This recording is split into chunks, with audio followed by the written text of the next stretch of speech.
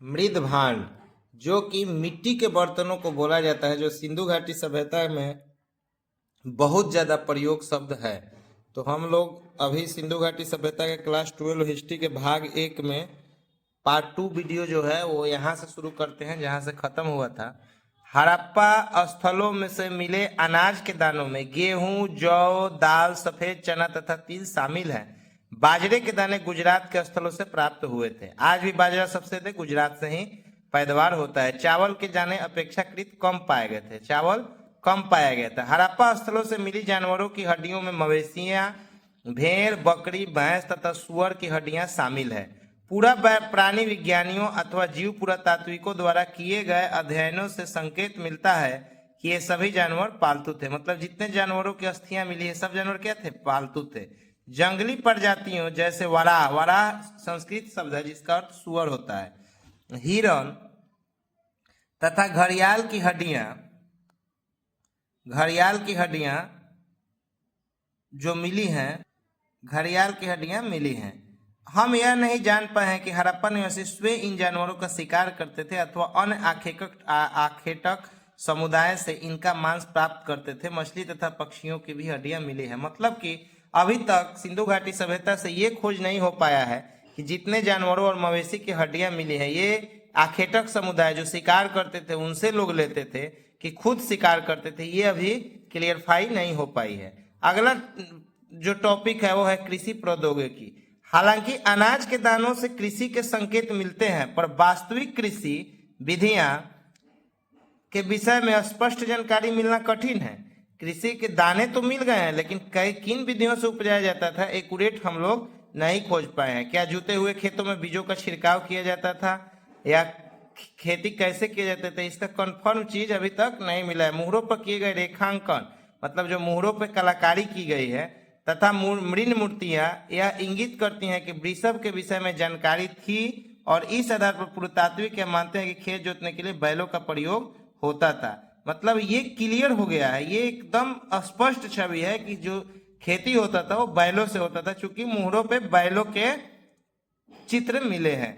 साथ ही चोलिस्तान के कई स्थलों और बनवाली हरियाणा, चोलिस्तान पाकिस्तान से मिट्टी से बने हल के प्रतिरूप मिले हैं। इसके अतिरिक्त पुरातात्विदों को कालीबंगन, जो कि राजस्थान नामक स्थान पर है, यहाँ पर जूते हुए खेत का साक्ष्य मिला है। जो आरंभिक हड़प्पा स्तरों से संबंध है, मतलब जो आरंभिक हड़प्पा सभ्यता थे उनसे वो संबंध है। इस खेत में हल रेखाओं के दो समूह एक दूसरे को समकोण पर काटते हुए विद्यमान थे, जो दर्शाते हैं कि एक साथ दो अलग अलग फसलें उगाई जाती थी।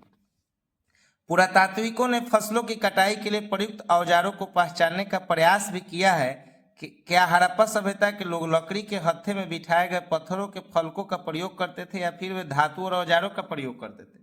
ये बहुत इंपॉर्टेंट बात है कि वे लोग जो हम लोग बिहार में या यूपी में बोलते हैं कि बेंट, मतलब कि पीछे का पकड़ने का जो हाथ से रहता था वो उसी टाइप का था कि उसमें लकड़ी लगाते थे। लकड़ी लगाते हैं कि काटने में आसानी हो और हाथ में चोट न लगे। अधिकांश हड़प्पा स्थल अर्ध शुष्क क्षेत्रों में स्थित है जहां संभवतः कृषि के लिए सिंचाई की आवश्यकता पड़ती होगी। अफगानिस्तान में सोर्तघई नामक स्थान से नहरों के कुछ अवशेष मिले हैं, परंतु पंजाब और सिंध में ऐसे नहीं है। मतलब पंजाब और सिंध में नहर नहीं मिले हैं। ऐसा संभवतः है कि प्राचीन नहरें बहुत पहले ही गाद से भर गई होगी। अब जितने भी प्राचीन नहर होंगे इतने दिन जब हो गए तो वो लोग क्या हो गए होंगे? मिट्टी और गाद, बरसात से गाद से भर गए होंगे। ऐसा भी हो सकता है कि कुओं से प्राप्त पानी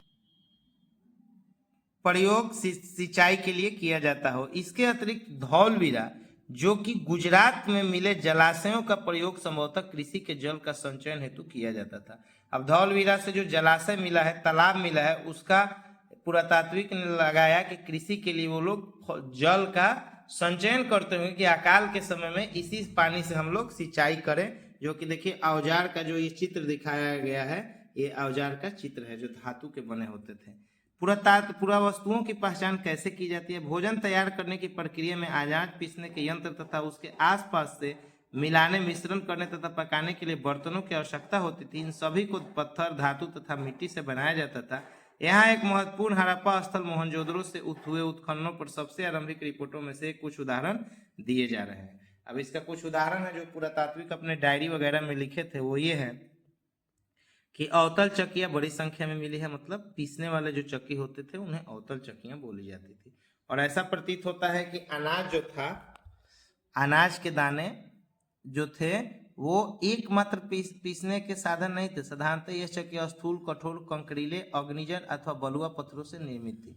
ये इन सब चीजों से निर्मित थी और तौर पर इनके अत्यधिक प्रयोग के संकेत मिले। अभी इसके बारे में इन सब बातें हैं। और ये चक्की का देखिए, चक्की का पिक्चर दिखाया गया है, अवतल चक्की है जो आज भी हम लोग घर में इस टाइप के सिलवट जिसे बोलते हैं मसाला पीसने के लिए हम लोग प्रयोग में आज भी गांव में रखते हैं। शहर में तो मिक्सी से होता है। ये देखिए धौलवीरा से मिला जलाशय राजगीर कार्य पर ध्यान दीजिए। देखिए यहाँ सीढ़ियाँ कितनी अच्छी सी सुनियोजित ढंग से, और सीढ़ियों के उतरने के बाद जलाशय रहता था जो कि नहाने में भी कार्य करता था। अब आते हैं सबसे हड़प्पा सभ्यता के जो स्थल था मोहनजोदड़ो, एक नियोजित शहरी केंद्र। संभवतः हड़प्पा सभ्यता का सबसे अनूठा पहलू शहरी केंद्रों का विकास था। ये जो हड़प्पा का सभ्यता था ये सबसे विकसित, जिसे आज हम लोग संज्ञा दे सकते हैं स्मार्ट सिटी के माध्यम में। तो जो मोहनजोदड़ो था ये सिंधु घाटी सभ्यता की हायर स्मार्ट सिटी था। आइए ऐसे ही एक केंद्र मोहनजोदड़ो को और सूक्ष्मता से देखते हैं, मतलब गहनता से देखते हैं। हालांकि मोहनजोदड़ो सबसे प्रसिद्ध पूरा स्थल है, सबसे पहले खोजा गया पूरा स्थल हड़प्पा था। अब यहाँ पे दो क्वेश्चन बचता है कि सबसे पहले खोजा गया स्थल हड़प्पा और मोहनजोदड़ो सबसे प्रसिद्ध मतलब सबसे फेमस था, चूंकि स्मार्ट सिटी था। बस्ती दो भागों में विभाजित है, किसका? हड़प्पा का। एक छोटा लेकिन ऊंचाई पर बनाया गया और दूसरा अधिक बड़ा लेकिन नीचे बनाया गया।